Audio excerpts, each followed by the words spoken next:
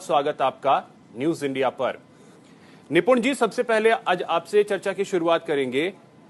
प्रधानमंत्री नरेंद्र मोदी या तमाम विपक्ष बात लगातार संविधान की कर रहा है। ये तो बात अच्छी है कि संविधान की बात हो रही है, लेकिन बात बदलने की हो रही है, बात संविधान को खत्म करने की हो रही है। इसे किस तरीके से समझे?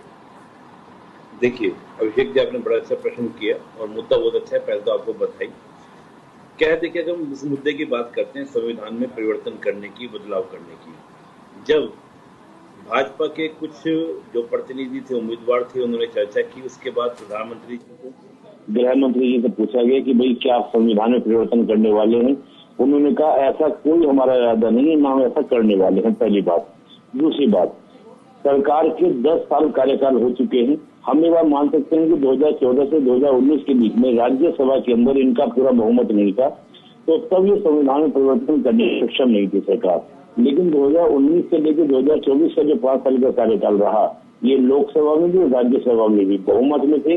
चाहते तो संविधान बदल सकते थे, लेकिन उन्होंने संविधान नहीं बदला। दूसरी ओर जो पार्टी ये कहती है कि हम संविधान बात कर रहे हैं कि बीजेपी संविधान परिवर्तन करेगी, हम संविधान की रक्षा करेंगे, एक बार उनका भी हम रिपोर्ट देख ले। उनका रिपोर्ट देखते हैं तो 4था संविधान संशोधन, 24वां संविधान संशोधन, 39वां संविधान संशोधन, 42वां संविधान संशोधन, ये ऐसे संशोधन थे जिन्होंने संविधान की आत्मा को तार तार कर दिया था।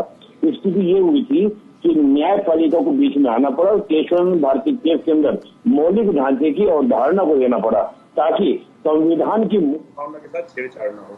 दूसरी बात, पहले हमारे यहाँ पर जब ये बात करते हैं तानाशाही की, 2 बातें मैं आपको कहूंगा। जब हम बात तानाशाही के कहते हैं कि तानाशाही आ जाएगी, तानाशाही आने के 2 आधार हैं। पहला आधार, जब जो हमारे सरकार के मेन 3 अंग हैं, विधायिका, कार्यपालिका, न्यायपालिका, वो इंडिपेंडेंटली काम ना करें, यानी कि वो पृथककरण के सिद्धांत पे काम ना करें। और दूसरा, जो नीतियां हैं वो लोगों के लिए ना हो, लोक नीति हमारे यहाँ ना बने। क्या हमारे यहाँ सुप्रीम कोर्ट स्वतंत्र रूप से काम नहीं कर रहा आज की तारीख में?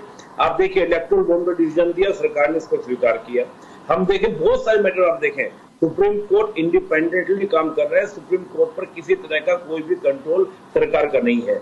1975 की हम बात करते हैं, राजनारायण केस के अंदर सुप्रीम कोर्ट पर इतना दबाव था कि सुप्रीम कोर्ट को यह तक कहना पड़ा कि जो लोगों का जीने का अधिकार आर्टिकल 21 के तहत वो तक छीना जा सकता है इमरजेंसी के दौरान।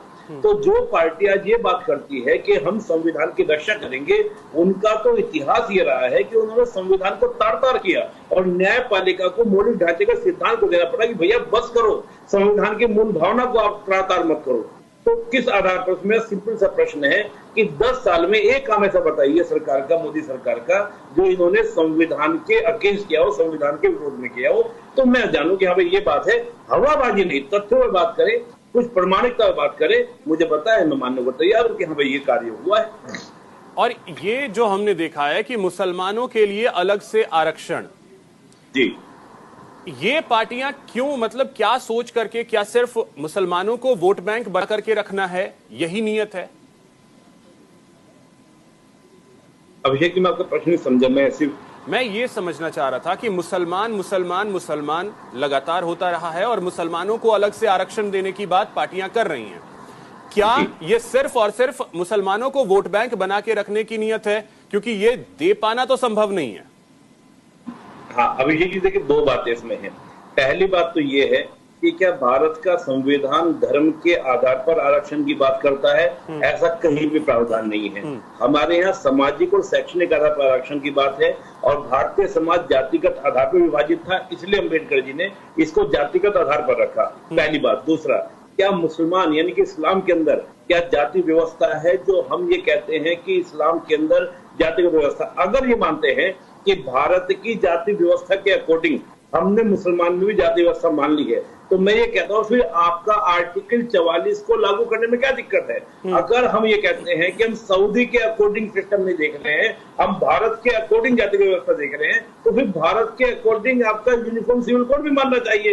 ये कौन सा तर्क हुआ, कौन सा दावा हुआ कि जब आपको हुआ, आवश्यकता मिल रही है, आपको जरूरत पड़ रही है, आपको वोट बैंक बनाना है, आपने दे दिया। आप कहिए कि ठीक है, हम भारतीय व्यवस्था के अकॉर्डिंग आर्टिकल 44 भी भारतीय संविधान के अकॉर्डिंग लाने को तैयार है। फिर ये पर्सनल लॉ से चलेंगे, क्रिश्चियन का अलग, आपका इस्लाम का अलग, हिंदू का अलग, सबका एक होना चाहिए, यूनिफॉर्म सिविल कोड होना चाहिए। तो मुझे लगता है कहीं ना कहीं ये दोगलापन